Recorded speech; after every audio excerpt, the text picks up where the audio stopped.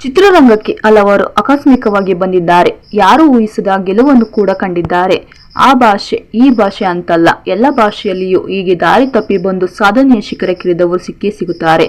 ಆ ಪೈಕಿ ಕನ್ನಡದಲ್ಲಿ ಒಬ್ಬರಾಗಿದ್ದರು ರಘುವೀರ್ ಅವರು. ಹೌದು, ಕೇವಲ 2 ಚಿತ್ರಗಳ ಮೂಲಕ ಕರುನಾಡಿನೆಲ್ಲೆಡೆ ಮನೆ ಮಾತಾದ ರಘುವೀರ್ ಮನಸ್ಸು ಮಾಡಿದ್ದರೆ ಕುಬೇರನಂತೆ ಬದುಕಬಹುದಿತ್ತು. ಆದರೆ ಅವರು ದುರಂತ ನಾಯಕರಾದರು. ರಘುವೀರ್ ಇಹಲೋಕ ತ್ಯಜಿಸಿ 12 ವರ್ಷಗಳಾಗಿವೆ. ಆದರೆ ಮಗಳ ಮೋಕ್ಷ ಪಾಲಿಗೆ ಎಲ್ಲವೂ ನಿನ್ನೆ ನಡೆದಂತೆ ಇದೆ. 12 ವರ್ಷಗಳಿಂದ ತಂದೆಯ ನೆನಪಿನಲ್ಲಿರುವ ಜನಸಂದಣಿಯಲ್ಲಿ ತಂದೆ ಮರಳಿ ಬರಬಹುದೆಂದು ಹುಡುಕುತ್ತಿರುವ ಮೋಕ್ಷ ತಮ್ಮ ತಂದೆಗೆ ಅಕ್ಷರ ನಮನ ಸಲ್ಲಿಸಿದ್ದಾರೆ. ಮನದ ಮಾತುಗಳನ್ನು ಹಂಚಿಕೊಂಡು ಭಾವುಕರಾಗಿದ್ದಾರೆ.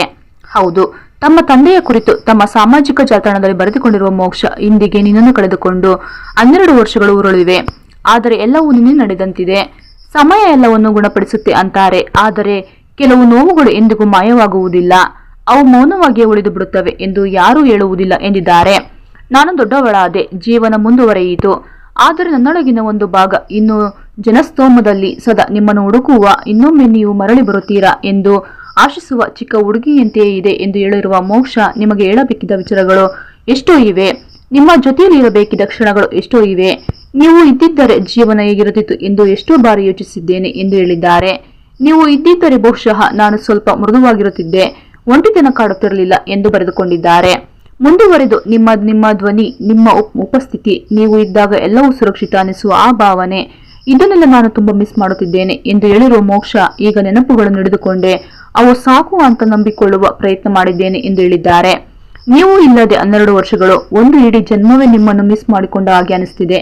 ನೀವು ಎಲ್ಲಿದ್ದರೂ ನನ್ನನ್ನು ನೋಡುತ್ತಿದ್ದೀರಾ ಎಂದು ನಾನು ಭಾವಿಸುತ್ತೇನೆ ಎಂದು ಹೇಳಿರುವ ಮೋಕ್ಷ, ನೀವು ಕಳಿಸಿದಂತೆ ಇರಲು ನಾನು ಇನ್ನು ಪ್ರಯತ್ನಿಸುತ್ತಿದ್ದೇನೆ ಎಂದು ತಮ್ಮ ಬರಹವನ್ನು ಅಂತ್ಯಗೊಳಿಸಿದ್ದಾರೆ.